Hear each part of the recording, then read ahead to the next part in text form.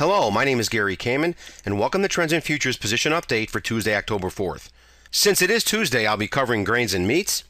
We have a lot to cover today. So the only item I'd like to discuss on headlines today is the fact that U.S. stocks are falling today over the Greek crisis as it outweighs Bernanke's talk of stimulus. Enough said about that.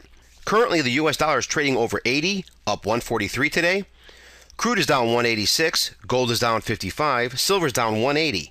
In grains, corn is down 4 3/4, beans are down 17.5, and wheat is down 15.5. Live cattle is still acting volatile, down 110, and lean hogs are up 25. For one of the customers out there, Michael's his name, he asked me to cover the grain stocks report this past Friday. And that's exactly what I'm going to do. What we're looking at is the USD grain stocks report from this past Friday. And as you can see, corn stocks are down 34% from September 2010. Soybean stocks are up 42% from September 2010, and all wheat stocks are down 12% from September 2010.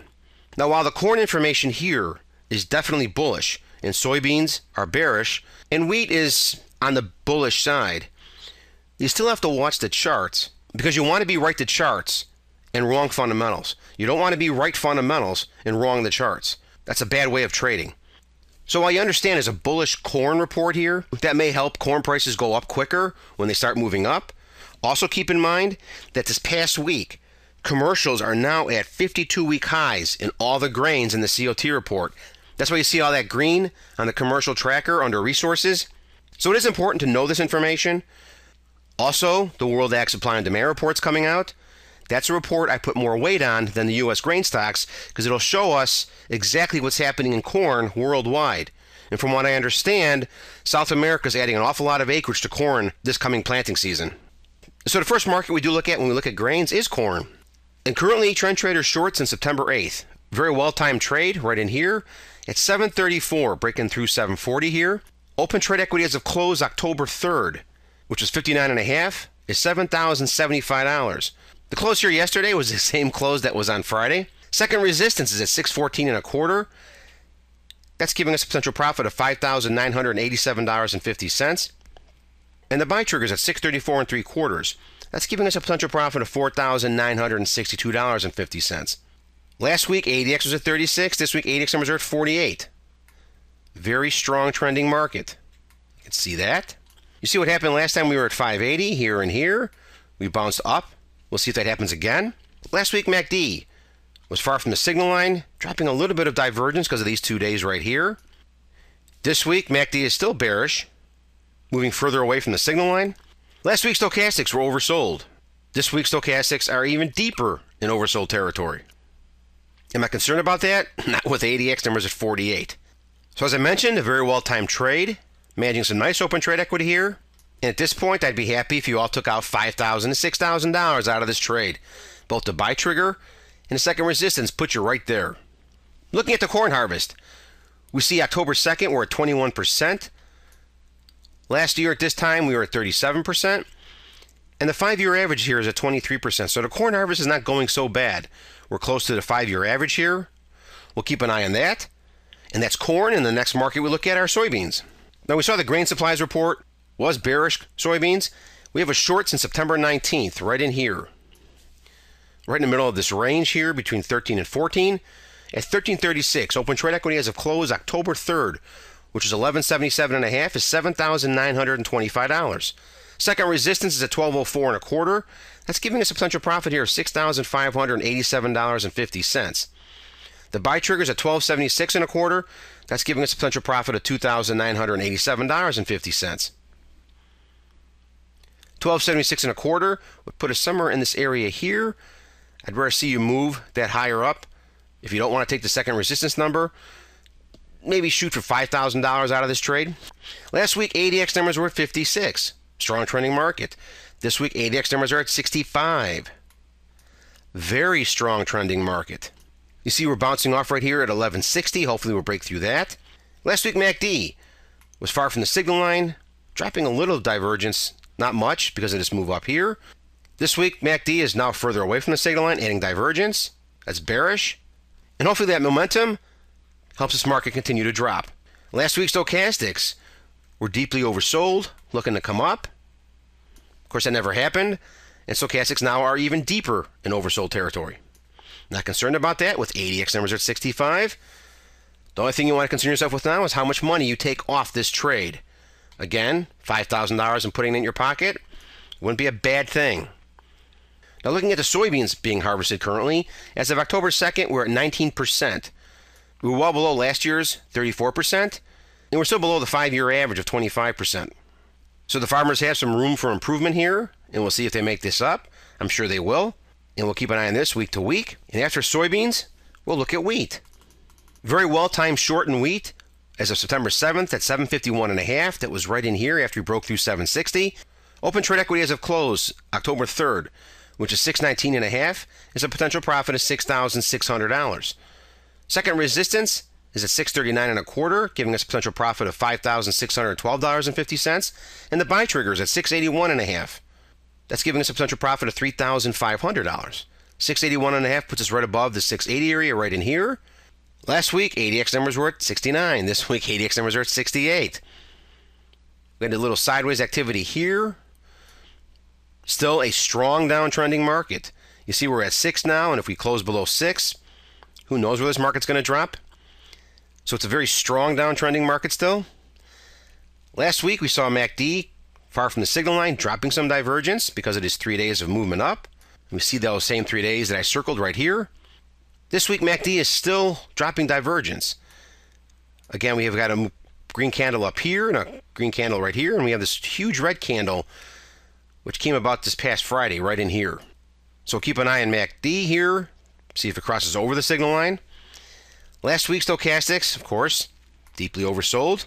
We're pointing up on these 3 days of activity here. This week MACD is now pointing down in deeply oversold territory. Not concerned about that with ADX numbers at 68. Again, the only thing we're concerning ourselves with in this trade is how much we put in our pocket. Open trade equities at $6,600. You see the buy trigger and a second resistance. Somewhere between there, you might want to get into $4,500, $5,000. Again, a very solid, profitable trade. Now, we're not looking at wheat harvest. We're going to be looking at wheat plantings. I see last week we were at 26%. A lot of work done in the farms. Now we're at 42%. That's down about 10% from last year at this time in wheat plantings, and about the same as the 5-year average. I have no doubt that farmers can make that 10% up in no time. Now, that's it for the grain market. So the next markets we're going to be looking at are the meats. And as you know, the meats have been extremely volatile, and the first market we're going to be looking at is live cattle. This is December live cattle. Now, we had a short back in here on September 22nd. If you look at my trade alert from back on September 22nd, I did not like this trade because of the extreme volatile move down here. You want to give that a day and have some patience to see if the market still continues and breaks through this 115 area right in here, which of course it didn't do. You see the next day the market was up. Then we had a gap here. Very volatile move up for 3 days. So we exited this short position this past week from September 22nd, which we got into at 115.87.5 on September 29th, this past Thursday, a week later from when we got in, at 121.25 for a potential loss of $2,150. Again, we shorted here, got out here. Even if you took the short position here, you don't wait to up here for the market to tell you you're wrong. That's not how you minimize your losses. And the next day, which was yesterday, Monday, October 3rd, we took a long position at 123.32.5. Second resistance was at 121.56, risking $706 in this trade. And the sell trigger was at 118.34.5, risking $1,992 on this trade.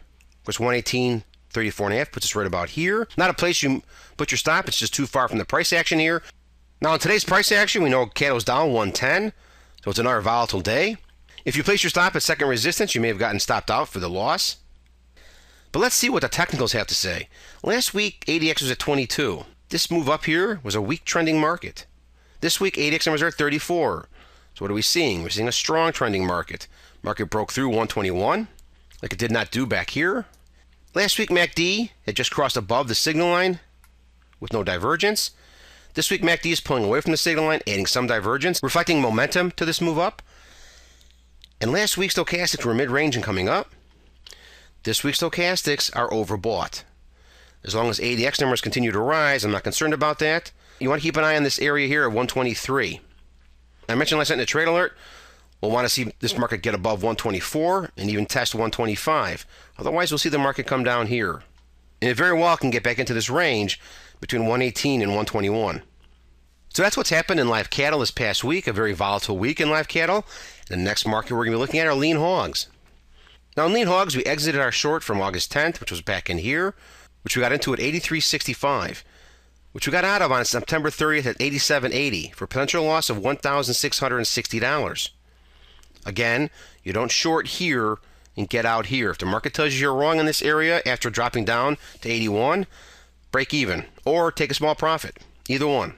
You don't turn a winning trade into a losing trade. That's one of my big things I always talk about. So currently there is no position in lean hogs. We have a buy trigger on a close above 87.04.5 right in here, and a sell trigger on a close below 82. And that will put us right just below 82. Last week, ADX numbers were at 15. Weak trending market, the market's in a range between 81 and 85. This week, ADX numbers are still at 19. While they've come up some, it's still a weak trending market, believe it or not, even though we broke through 85. So we're still dealing with a weak trending market. This is an incredible move right here this past Thursday in lean hogs, this green candle. And I actually haven't seen lean hogs this volatile for as long as I can remember. Look at some of these candles. They're just enormous. Volatile times in lean hogs. Last week, MACD was just riding above the signal line with a small amount of divergence, as you can see that here. This week, MACD has crossed the zero on the histogram line, is moving further away from the signal line, adding some divergence, giving some momentum to this move up. No doubt because of this candle right in here. And last week, stochastics were mid-range and they were hanging around there for a while. This week, stochastics are now overbought. We may have a new range here of 88 to 83. We'll have to take a look and see if that takes place. But again, if we close over 87.04.5, we'll have a buy signal here, maybe making it up to 90, which was a longer-term resistance level here and here. So that's what's happened in lean hogs this past week and where we're looking to get long and short. And that's it for today's position update where I covered grains and meats. Until tonight, when Trend Trader recommends new trades in the markets, have a terrific Tuesday. And as always, especially in turbulent times like this, make sure you be well, then you could trade well and follow the trends.